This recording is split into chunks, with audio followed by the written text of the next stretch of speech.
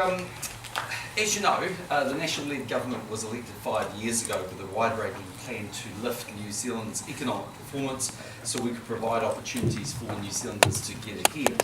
Along the way, our country has faced a number of significant challenges, including natural disasters, a domestic recession, and of course the global financial crisis. But through it all, we've remained on track, we haven't panicked, and we've done what we said that we would do. All in all, I believe we've made good progress in dealing with these challenges and building a more prosperous New Zealand, but we still have plenty of work ahead of us. So today I am joined by Deputy Prime Minister and Minister of Finance Bill English. Last Friday at Premier House, Bill provided our caucus with an update on the economy and the government's fiscal position. He's going to share some of those thoughts with you now, then we'll take questions on anything you might have in that particular area, and then there'll be just a number of things I need to run through in terms of the normal agenda. Well, thank you, Prime Minister. As the Prime Minister has said, it's 5 years since we were elected. In 2008, we were guided by two goals: to give New Zealanders a sense of security in difficult times and to set the economy on a growth path. We said we would tackle the issues that were already holding New Zealand back before the global financial crisis occurred. So under the Prime Minister's strong and positive leadership, we've made good progress, and we believe we are headed in the right direction and will continue with that direction. The economy grew by around 2.5% in the past year, and the forecasts are for growth around that level, or perhaps a bit more over the next couple of years. While that sounds modest by some historical standards, it would leave us among the world's strongest developing economies. Businesses are more confident than they've been for a while, and that's important for rebuilding investment intentions. Last week we saw unemployment coming down further against a background of increasing participation, which was pleasing. But unemployment is still higher than we would like. We believe families and households have shown considerable resilience over recent years, and the indications are that their confidence is picking up. They're enjoying low interest rates, still the lowest in 50 years, relatively low cost of living increases, moderate wage increases, and this is starting to show through in growing consumption. The government's getting its own books in order. We're on track for surplus in 2014-15, and we'll have choices once we get to surplus about repaying debt and other priorities. And New Zealanders are getting better public services with improving results in difficult areas like educational achievement, welfare dependency, vulnerable children, and law and order. So our message for the next year or two is that we have an opportunity to really test how much we can improve on those indicators of a healthy community. How many more young people can we get across the line for NCEA Level 2? How many more vulnerable children can we reach with early childhood education? How many more vulnerable families can we keep out of welfare and get into work and self-sufficiency?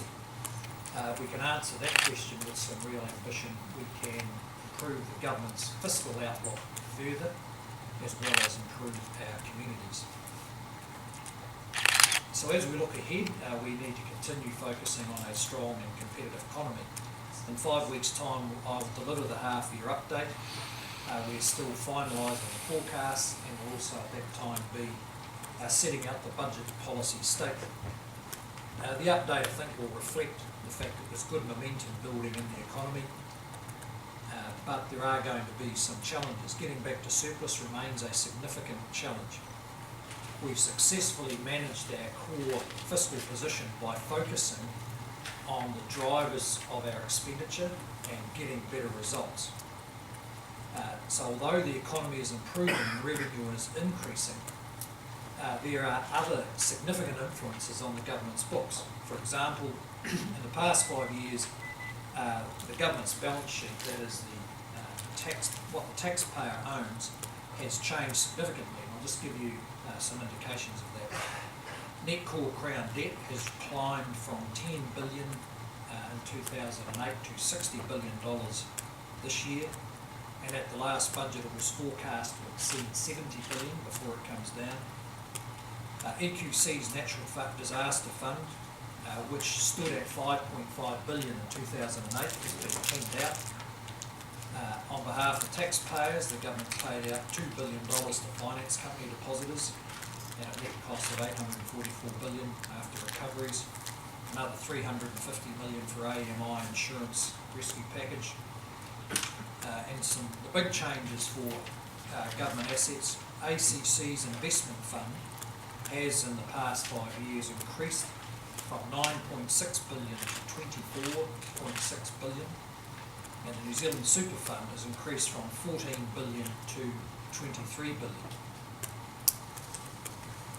So this means that there's a growing prominence and therefore a growing effect of financial assets and liabilities on the government's track to surplus. And it means that it is now influenced by more volatility, that is the value of those large investments and the liabilities we've taken on can go up and down considerably, affected by such things as changes in interest rates and discount rates. And of course we've seen the financial performance of SOEs affected by the aftermath of the global financial crisis. I think people now understand there's no guaranteed profitability about the businesses owned or partially owned by the Crown. So while the update on December 17th is likely to confirm that we're on track to surplus, it will be a small surplus, not a large one. And that's why the Prime Minister indicated last week that there isn't going to be the room for some large-scale election year lolly scramble, much as our opponents seem to be promoting that idea. Somehow the success of fiscal management up to now means that the benefits can all be thrown away. The government has made good progress over the last 5 years with some fairly innovative fiscal management alongside conventional economic policy, but we will need to stick to that direction, and that will become clear with the half-year update. We believe our program's working and we're seeing results, and that's why we will stick to that path. Questions? What do you see as the single greatest potential obstacle to getting to surplus that would prevent you from getting to surplus? Look, it would just be that the core government revenue and spending is in pretty good shape, but the accounting impact of this now large growth of financial assets is a bit unpredictable. And when you're aiming for a very small difference between large numbers, you're talking, I think in the budget the surplus was around 70 million on a spending base of 70 billion. So you're trying to you're trying to land on a penny in the middle of a storm. So the accounting effect of all those assets can create uncertainty. So is it likely to be smaller than that 70 million now? Look, all I'm saying is it would be smaller. The accountants are still yet to complete their magic on it. A month ago, you said we were well on track. So what's happened in the last month that sounds like you're preparing us for the fact that it might not happen? I don't think we can be accused of being over-optimistic about the surplus. I've been pretty confident about it in the sense that we've got a good grip on the drivers of spending, and the usual political pressures that you might have expected, when we started out 3 or 4 years ago, haven't turned out to be as strong. So the public perception of public services has lifted quite a bit. They said, as indicated by the latest Kiwi Count survey from the State Services Department, where people have higher level of trust and a better experience of service. So that, I think, indicates we've got the balance about right between tight management but good service. On some of those accounting things like ACC and the Cullen Fund, haven't you been doing better than you would have expected recently? Are you warning us that this can't go on forever and that between now and 14-15 there could be a downturn in the world equity markets that will impact on your surplus? Is that what you're saying? Oh, no, I'm just simply, just simply pointing out that some budgets you'll find it works for you, a discount rate changes or an interest rate changes, and that helps. But as our economy normalises a bit around growth, there's just a certain amount of volatility there that you don't know which way it's going to go. I mean, So- just by way of a couple of examples, the actuaries might decide, for instance, as they have in the past, that the incomes of people who hold student loans are going to grow a bit faster or a bit slower than they thought. That can have an effect of 100 or 200 million.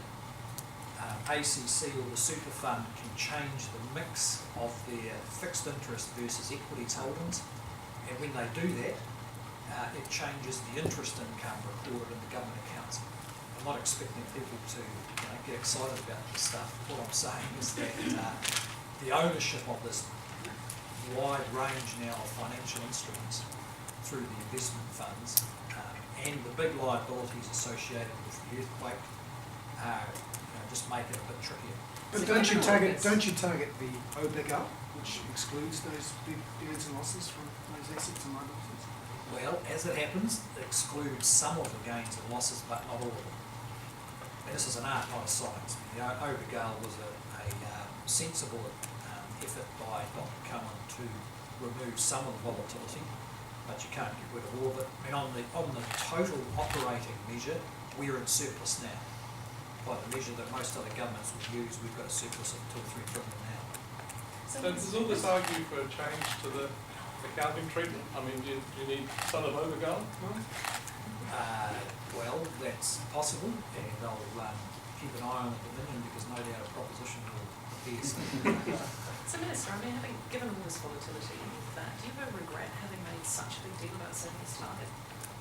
No, because I think it's proven to be a very effective anchor for the public expectations, the politicians making decisions, and for the public servants. And what's impressive, really, is that despite, in the light of the fact that that anchor was set 3 or 4 years ago, when we had a 9% of GDP deficit 3 years ago, that we've managed to get just about there, but not quite there yet, at the same time as improving the provision of public service. It's pretty remarkable. But if you don't hit it, then it will be seen as a failure, regardless of all of this, the volatility and the difficulty of doing it with big numbers and so on. It will be a failure like that. Well, we intend to hit it. Last year you, I think it was the high food, you added a excise petrol tax, which helped you get across the line in forecasting. Do you plan to get rid of that now? Do you need that still? Oh, the petrol excise tax is built into the 7-year plan for infrastructure road building, so it's sort of needed. Why are you saying it's going to be a challenge to get to surplus when economists are saying we're looking at 3.5–4% growth over the next year? Surely that makes it a lot easier. Are you saying that they're a bit too optimistic with that growth forecast? Well, a couple of points here. First is Treasury has had reasonably optimistic forecasts for the last budget. So the economic growth now is about where they said it would be. So there's not a lot of upside there. Some economists have moved to a more positive view than they had. Secondly, the impact you can get from greater tax revenue or lower benefit spending, both of which are happening to some extent, can be offset simply by the size of these other accounting effects. Okay? And I guess that's the point, that because there's been something of a misleading impression that because we've been doing asset sales, that somehow the government's got less assets. Well, as I pointed out, the super fund's gone from 14 billion to 23 billion in 5 years. And ACC's had a bigger increase from 9.6 billion to 24.6 billion over that 5-year period. And that now has a much bigger influence on the OBL than I think is well understood. It does sound like your track to growth is lower than the private sector economists, though. You said 2.5% over the next 2 years at the start of your spiel, I think.